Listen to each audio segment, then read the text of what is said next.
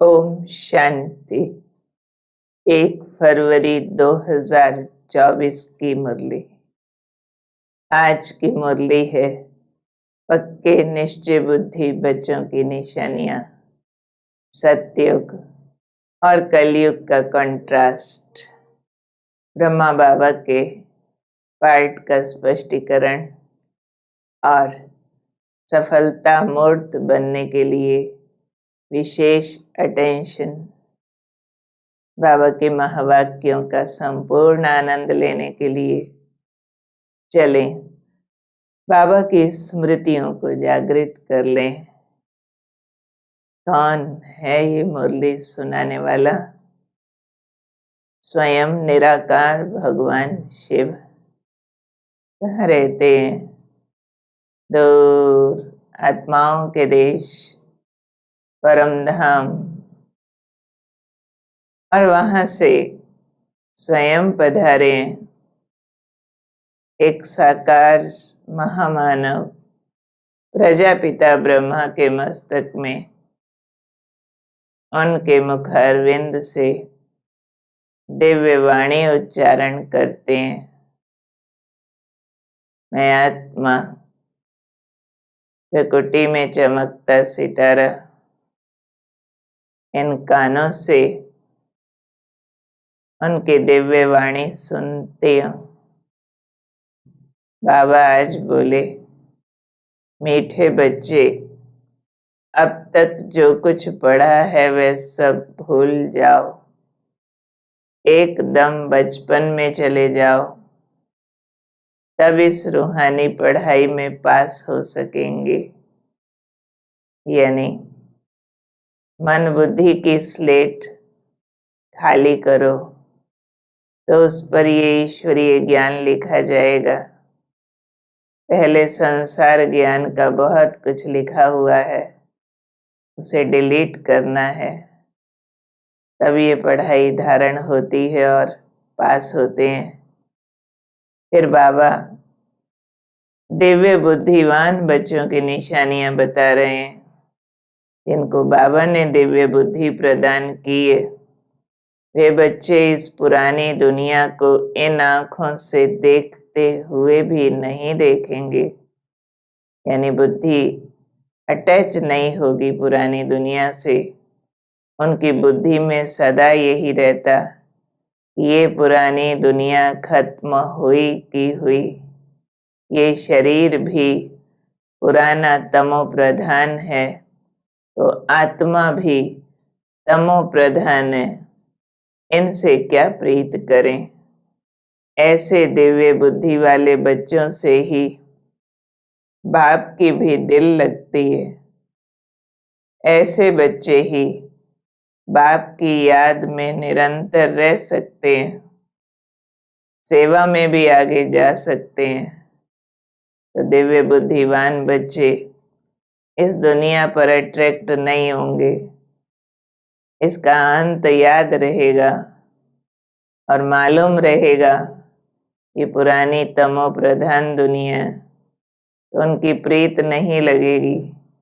तो ऐसे बच्चों से बाबा का प्यार होता है, वही बाबा की याद में निरंतर रह सकते हैं।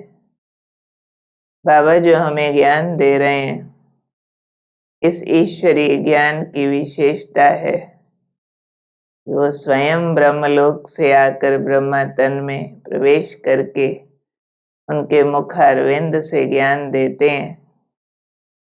चाहे साक्षात्कार ना हो, लेकिन विवेक समझ सकता है कि बेहद का बाप आए हुए हैं, वही ज्ञान दे रहे हैं। परंतु ये ज्ञान लेने कोटों में कोई ही निकलते हैं, क्योंकि यहाँ बेहद का संन्यास करना पड़ता है। बाबा आत्मा को पावन बनाने के लिए दुनिया में रहते विकारों का संन्यास कराते हैं, संपूर्ण ज्ञान जीवन में धारण करना सिखाते हैं। तो इस परिवर्तन की शक्ति को कोई कोई ही धारण करता है। तो जो बाबा के अवतरण पर पक्के निश्चय बुद्धि हो जाते हैं।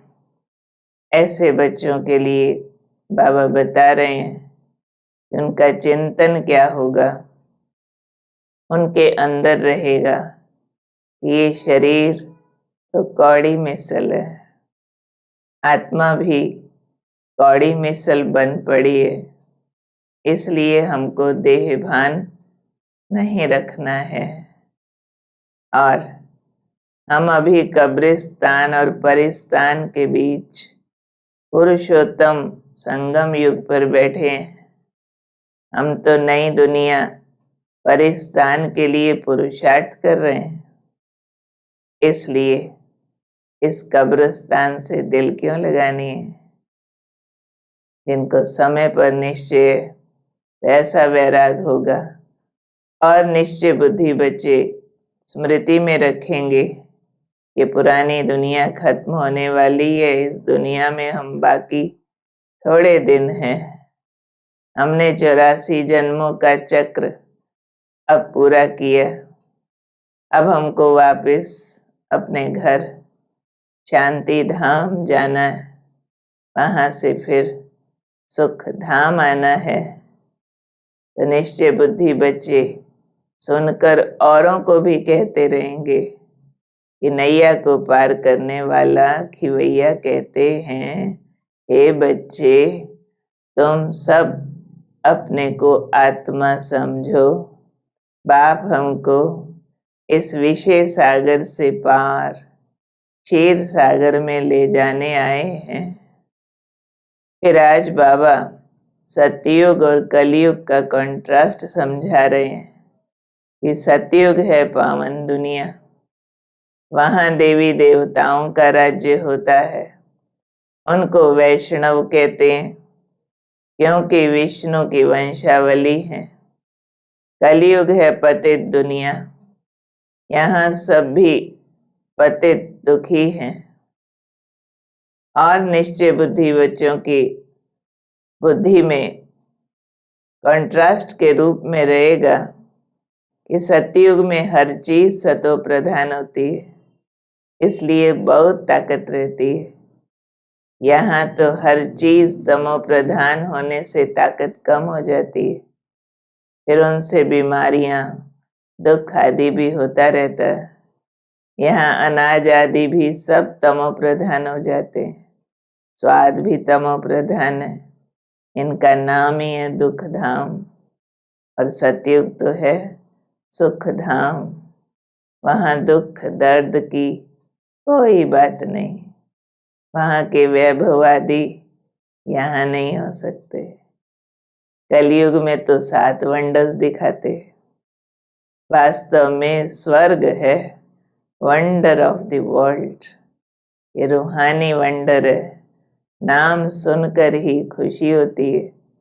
तो बेहद के बाप ने तुम्हारे रहने के लिए इतना वंडरफुल वैकुंठ बनाया है, तुम 21 जन्मों के लिए पद्मा पदम पति बनते हो, वंडर ऑफ वर्ल्ड का मालिक बनते हो, तो तुम बच्चों को कितनी खुशी होनी चाहिए। तो बाप कहते हैं सिर्फ इस अंतिम जन्म के लिए पवित्र बनो और मुझे याद करो। अब सुनते हैं ब्रह्मा बाबा के पाठ के बारे में।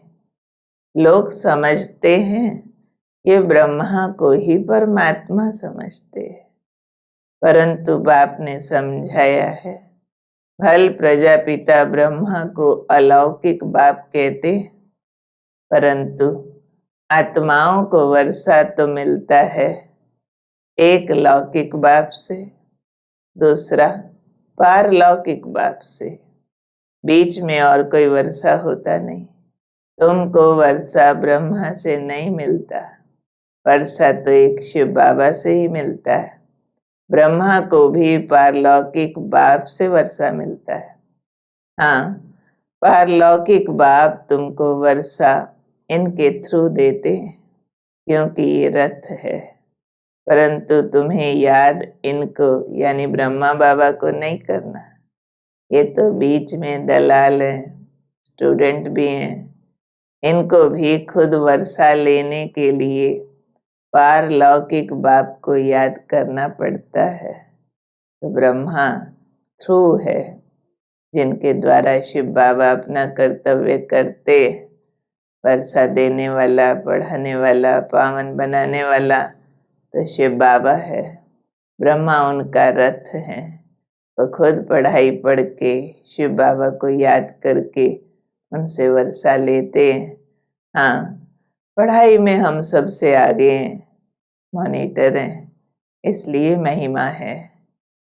फिर बाबा हम सबको एक कल्याणकारी बात समझा रहे हैं कि बच्चे, तुमको अभी स्वयं भगवान द्वारा ज्ञान मिल रहा है, जिससे तुम 21 जन्मों के लिए देवता बन जाएंगे। इसलिए तुम्हें और कुछ भी पढ़ने की दरकार नहीं। कई तरह की स्टडीज करते रहते हैं, परंतु बाबा कहते जो कुछ पढ़े हो वो भी सब भूल इस रूहानी पढ़ाई में लग जाओ। अपनी बुद्धि बेहद में लगाओ। योग बल से अपने को सतो प्रधान बनाओ, क्योंकि सिवाय एक बाप से और किससे भी कुछ मिलता नहीं। तुम्हें पुरुषार्थ ऐसा करना चाहिए जो नई दुनिया में हम पहले आए, तभी आएंगे जब परफेक्ट बनेंगे, 100% प्योर।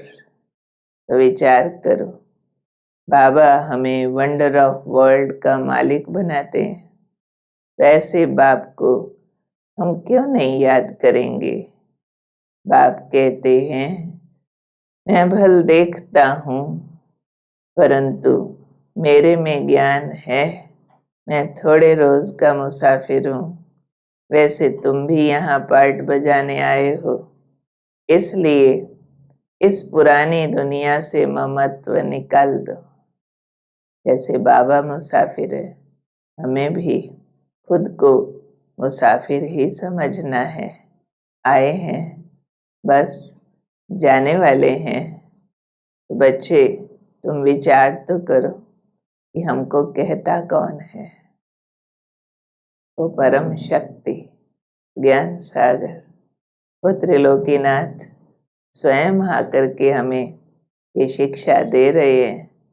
तो जरूर है इस ईश्वरीय पढ़ाई के अलावा जो भी अपने मत वाला ज्ञान है उसको तो भूलना है, और दुनियावी ज्ञान मन बुद्धि में ऐड करने की आवश्यकता नहीं है। अब लेते हैं बाबा से हम आज का वरदान। चले सतगुरु के दरबार, देख ले उनकी अनोखी छवि।